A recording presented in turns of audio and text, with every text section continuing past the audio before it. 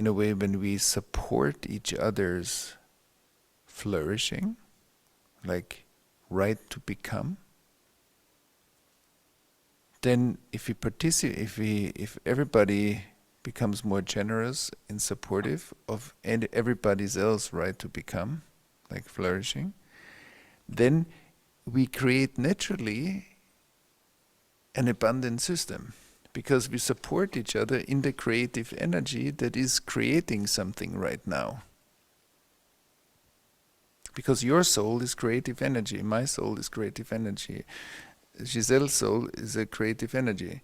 If we support it, we will naturally create more. You know, we dispel scarcity by supporting each other's creative outcome. If you are at your best, it's not only the best for you, it's the best for all of us.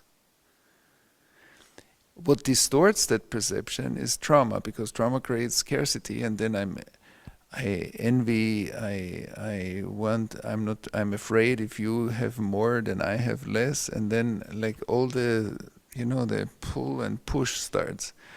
But in the way to dispel that is to support each other.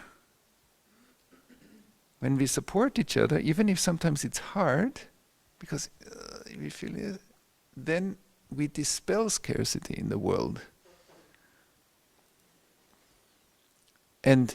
But all of that is connected to if you pray for somebody, you are in a place of abundance in that moment. You're not in a place of scarcity.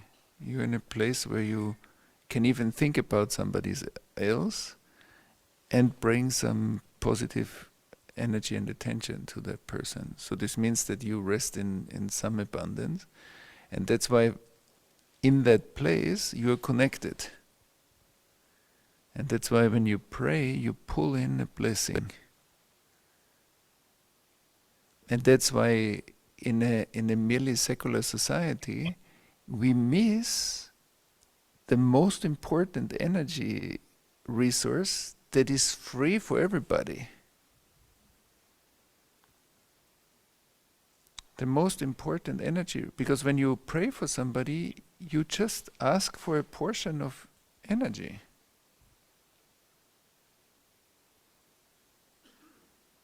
And if, in a completely secular society, we don't use that energy. Although that energy is exactly what we need to create more.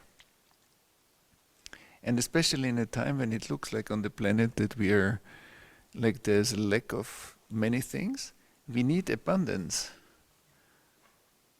But the more the scarcity becomes dominant, it becomes like a kind of part of the way we look at the world. And the divine flow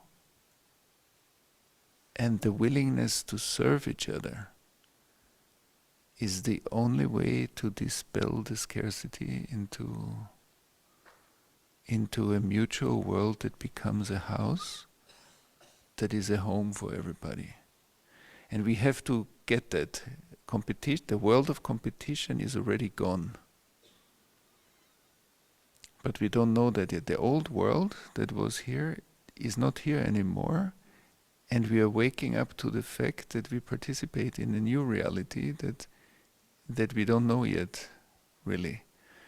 And that reality is based on a new fuel. On the fuel, we call it collaboration, but it's actually a much higher collective intelligence at work. And in the Western world, I believe we forgot a bit the power of blessing. And it became a good management tool. Be generous to your employees, because it's good for your business. Tell them nice things. But a real blessing is like a very heartfelt fertilizer for somebody else's flourishing. And when we know how to bring that fertilizer in, it's, I think, an amazing, and it will show itself. Our garden will literally grow, because that's what creative energy does. It grows the garden.